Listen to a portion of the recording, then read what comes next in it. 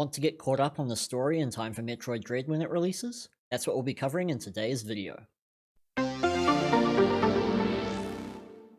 Hi, I'm Phazon Kiwi, and I'm also a variety streamer over at Twitch, at twitch.tv/Phazon_Kiwi. I have a link in the description below if you want to check that out. Whether you're new to the franchise, or a veteran, Metroid's been around for a long time, and it's not necessarily easy to get a hold of all the games these days. With the announcement of the 5th main entry, Metroid Dread for the Switch, I thought it would be a good time to run through the main game's storyline so you can jump right in with the rest of us when it releases. So, curl up into a morph ball, get comfy, and let's get into it. In Samus' origin manga, before the games kick off, we meet Samus as a child on planet K2L, where she lives with her family. One day, she meets and befriends some Chozo, a race of wise bird people. And later, the planet is attacked by space pirates, and her parents are murdered in front of her by their leader, Ridley. Ridley, you may have created your own Batman. Might want to watch out for that. So, the Chozo decide to take her and bring her to their home, the planet Zebes. They give her some DNA treatment, enabling her to survive on their harsh planet, making her a sort of Chozo hybrid, and give her a power suit. Over time, they train her to be a warrior to help protect the galaxy. Samus eventually joins the Galactic Federation military, taking order from a high-ranking officer named Adam Malkovich. Eventually, she leaves to become the bounty hunter we all come to know. Meanwhile, Chozo discover the X-Parasite on planet SR-388. Take note, this planet will come up again. Seeing the parasite's terrifying abilities to kill and mimic their victims, they create the Metroids to combat this threat. They, however, do not tell the Federation, lest the information about the X-Parasite fall into the wrong hands. The pirates discover the Metroids, organism that can multiply rapidly and steal the energy from other beings, and decide they are worth weaponizing for their own means. Eventually, the space pirates attack the Chozo world of Zebes. With the help of Mother Brain, an artificial life form created originally by the Chozo, they turn the planet Zebes into a space pirate fortress. With space pirate attacks ramping up around the galaxy, the Galactic Federation decides they need to send a lone warrior in to infiltrate their fortress on Zebes and put a stop to Ridley and Mother Brain. Samus is hired to take on the mission. Here's where we get into the games, starting with Metroid Zero Mission, a remake of the original Metroid, and a really good one at that. Samus lands on Zebes for the first time since the pirates had fortified it. She makes her way through its dark and dangerous caverns, uncovering remaining Chozo technology that unlocks abilities for her suit.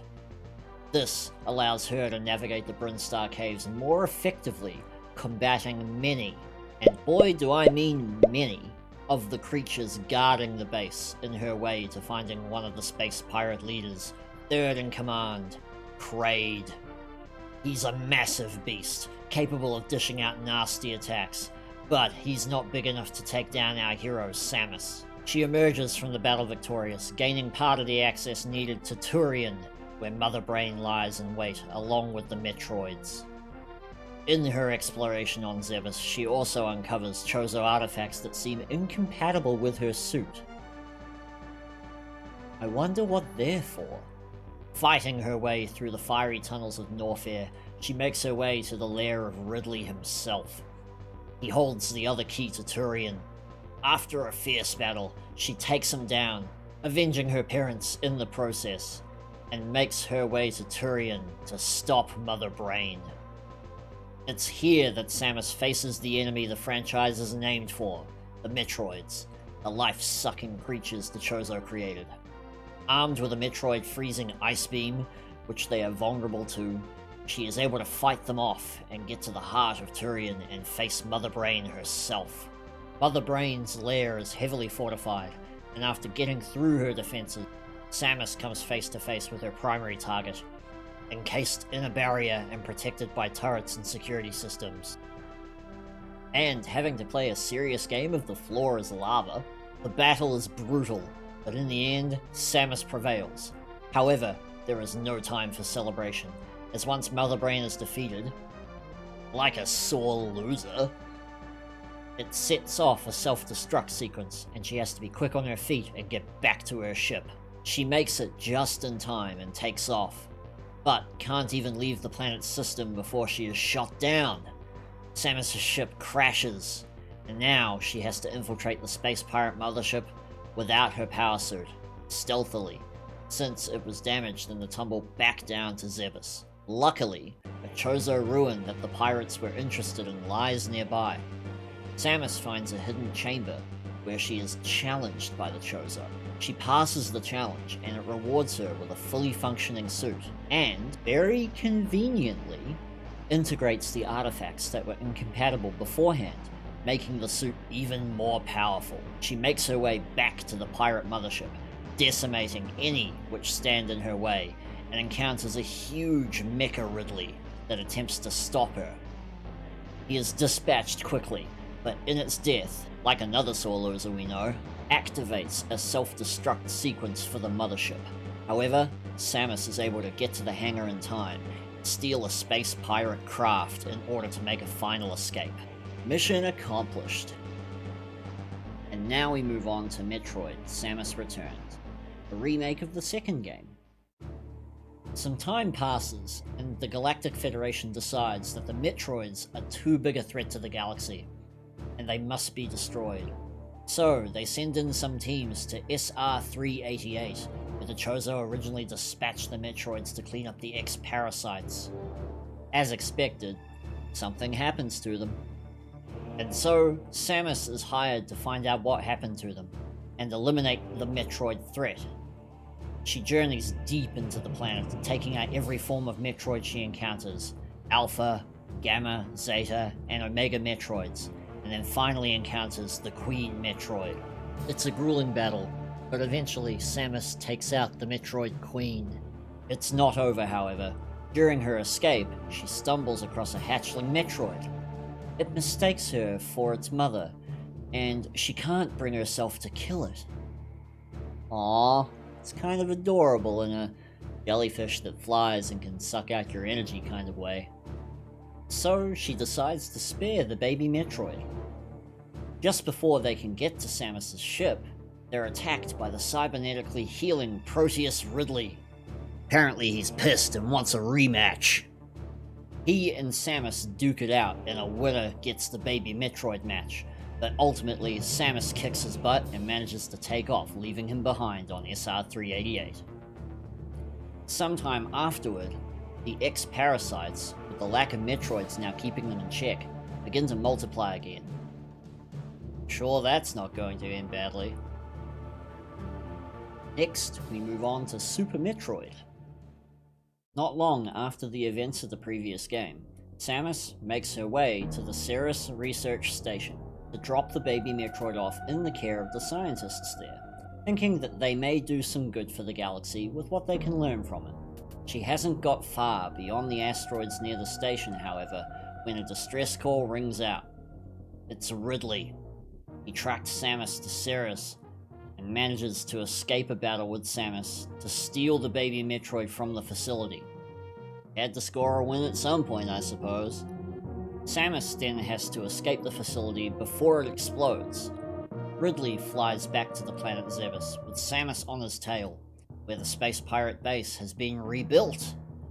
After making her way through the wreckage of Mother Brain's old lair in Turian, she is ambushed by pirates, and finds she has to take down 4 commanders to gain access to where the revived Mother Brain is lurking, further in the depths of Turian, researching and cloning the baby Metroid. During her assault on the space pirate fortress, Samus encounters a handful of creatures who teach her some really good tricks, on top of her suit's abilities to help navigate Zebes more effectively. These cute little guys are important. Take note. Kraid is back, and he's mad. Dragon guards the watery depths of the base. Bantoon, maybe a ghost, not really sure, seems to be defending a wrecked ship, and Ridley lies in wait in his lair, hoping to take down Samus if she makes it that far. Once Ridley is defeated, however, we find the canister with the baby Metroid broken and discarded. Is it dead? Did the space pirates kill it in its experiments? Who knows? Now, with all 4 commanders out of the way, Samus can finally confront the renewed Mother Brain. Heading through Turian, she encounters more Metroids, then comes across one so huge that this looks like the end for Samus. But wait! It stops its attack at the last second. This Super Metroid is the Metroid hatchling. Realizing it was attacking the one it considered its mother, it leaves, possibly feeling confused. Samus then fights through Mother Brain's defenses, coming face to face with her for the last time. This time, however, she is ready for Samus, and just when we think it's over, she reveals this massive, hulking form. Samus fights her hardest, but it seems Mother Brain is too much for her when, at the last second, before Mother Brain can deliver the final blow, the Super Metroid comes in and stops her, saving Samus with its last sacrificial act. The energy it absorbed from Mother Brain's weapon is transferred to Samus, powering up her beam cannon. We will not forget your sacrifice, baby Metroid. With this newfound power, Mother Brain is finally put down, but before any rest can be had, she uses the old self-destructing base trick. Once a sore loser, always a sore loser, it seems. Samus has little time to escape. Making her way through the collapsing space pirate base, she takes a quick detour, finding her animal friends from earlier and helping them escape too. She gets to her ship and takes off. This time it's not just the base, but the entire planet is destroyed, as we see Samus barely make it off-world in time. But what's this? It looks like another ship made it off-world too. It's the animals Samus encountered. Smart little guys. Now we come to the last game in the story, at least until Dread is out, Metroid Fusion. Samus is brought in on a mission with a research team to the planet SR-388, where she exterminated the Metroids. It's here she is infected by the X-Parasite. Who could have seen that coming? It affects both her and her suit, causing her later to crash her ship into an asteroid field. Realizing what has happened, scientists of the Federation think of a way to help her. Her suit can't be removed normally, so they have to surgically remove the infected parts, and using leftover DNA from the baby Metroid. Remember, the Metroids were created by the Chozo to combat the X-Parasites in the first place. It is used to make a vaccine that is able to save Samus. With the immunity to the X-Parasite thanks to the vaccine, and a surgically altered new suit, she is tasked to head to the BSL research station, where the samples from her recent XR-388 mission as well as her infected suit parts were taken, to uncover why it has gone silent.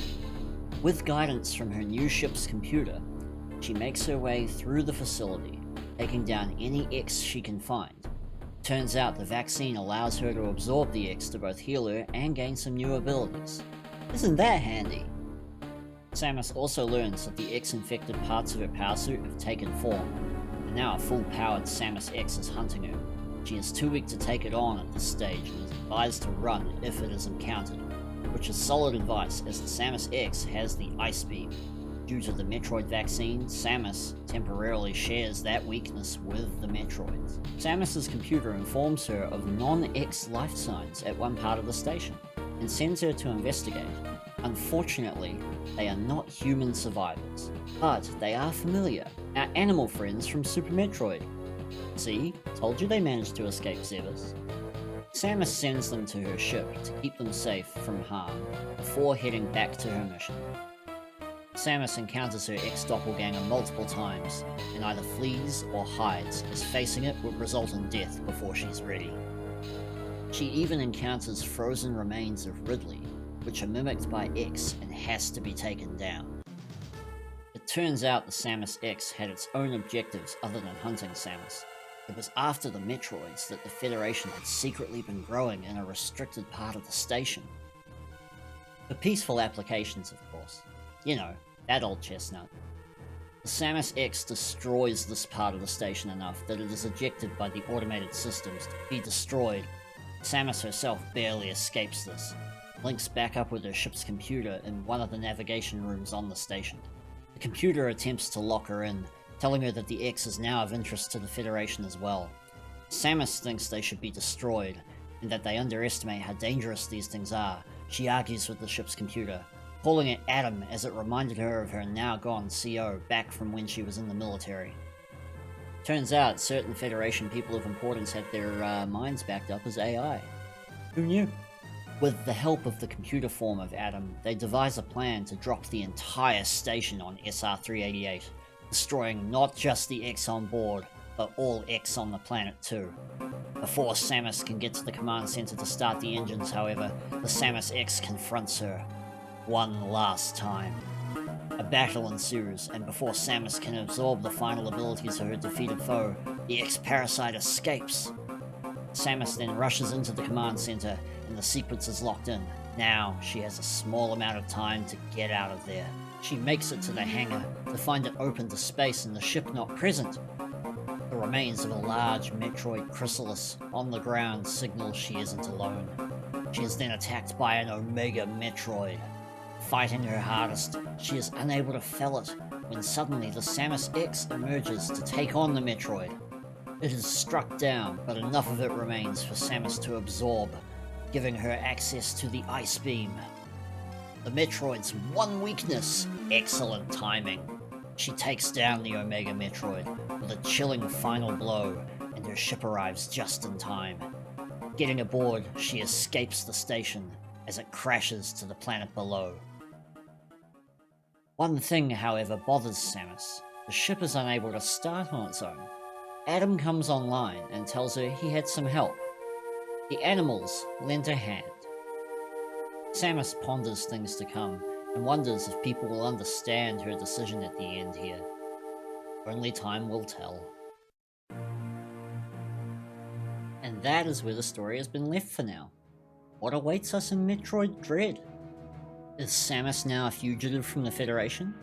She certainly has a really cool new suit, and it appears there is at least one Chozo involved in it somehow too. Hopefully we'll find out soon. Gotta say, I'm pumped for Metroid Dread.